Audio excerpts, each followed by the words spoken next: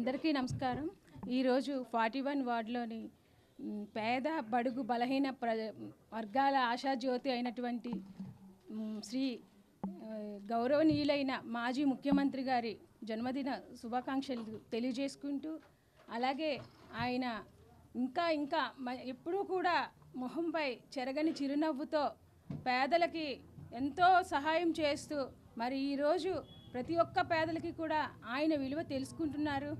అలాగే ఈ పేదవాళ్ళ జీవితాలు వెలుగు రావాలి అంటే ఒక్క వైఎస్ఆర్ జగన్ గారి వల్లే అవుతుంది. అది మళ్ళీ పేదవారంతా కూడా ఒక 6-7 నెలలుగా ఒక చీకటిలోని కమ్ముకుపోయినట్టు వాళ్ళ జీవితాలు అయిపోయాయి. ఆయన మళ్ళీ రావాలి, వాళ్ళ పేదవాళ్ళ జీవితాలన్నీ కూడా మళ్ళీ వెలుగుతో మరి ఈరోజు మరి ఏ పండగ వచ్చినా కూడా ఎవరు చేసుకోలేని పరిస్థితి. ఎందుకంటే మరి జగన్ గారు ఉంటేనే పేదవారికి అక్క చెల్లమ్మలకి ఏదో ఒక పథకం పెట్టి ఆయన డబ్బులు ఇస్తూనే ఉంటారు. ఎప్పుడు కూడా అక్షయ పాత్రలాగా డబ్బులు అందజేస్తూనే ఉంటారు పేదవాళ్ళందరికీ. మరి వాళ్ళ చేతిలో డబ్బులు ఉంటేనే ఏ పండగలైనా పబ్బాలైనా చేసుకుంటారు. మరి ఈరోజు పేదల జీవితాలన్నీ కూడా చీకటిలో కమ్ముకున్నాయి. మరి త్వరలోనే మంచి రోజులు వచ్చి మళ్ళీ జగన్ గారు రావాలని, ఆయన మంచి ఆరోగ్యంతో సకల సౌభాగ్యాలు అష్ట ఐశ్వర్యాలు కూడా ఆయనకి కలగాలని కోరుకుంటూ సెలవు తీసుకుంటాం.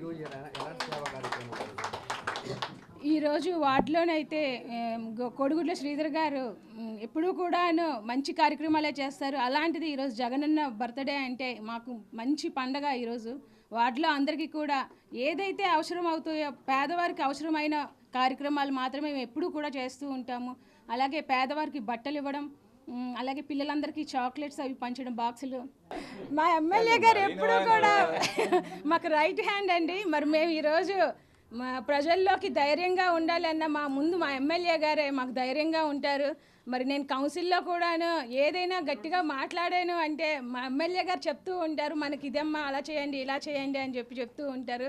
మేము ఎప్పుడు కూడా ఆయనకి ఆహ్వానం పంపిన వెంటనే కూడా ఎన్ని పనులున్నా కూడా మా దగ్గరికి వస్తూ ఉంటారు. Thank you sir.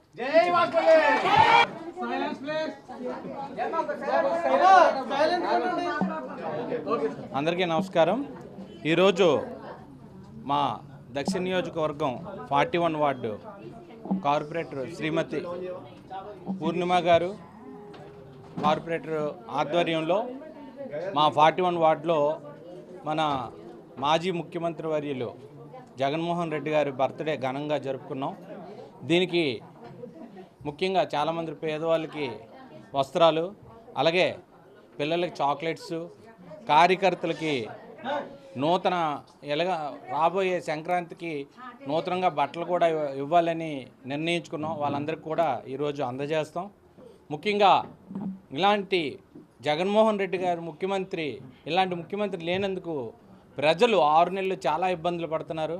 ఈ 6 నెలల్లో కనీసం ఒక 10 సంవత్సరాల్లో ఎంత కష్టాలు ఉంటాయో ఒక ఫ్యామిలీకి అన్ని కష్టాలు ఈ 6 నెలల్లోనే కనబడ్డాయి.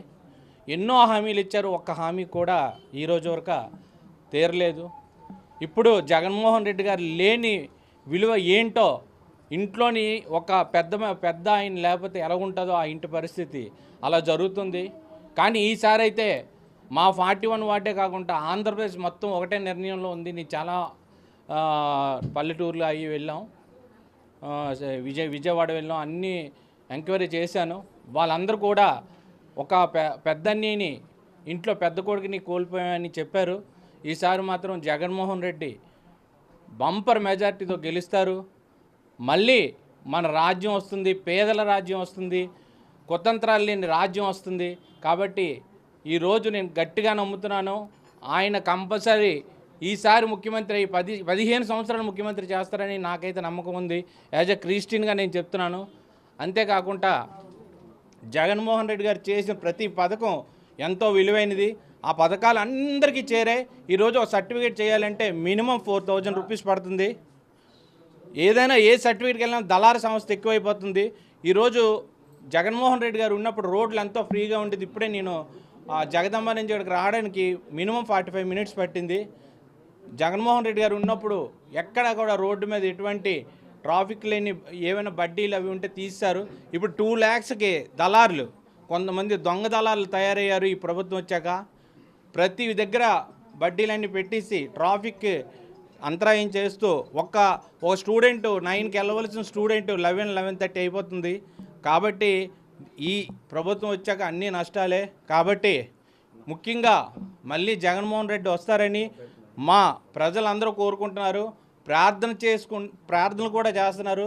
కాబట్టి జగన్మోహన్ రెడ్డి గారికి మరి ఒక్కసారి జన్మదిన శుభాకాంక్షలు తెలుసు. సెలవు తీసుకుంటాం.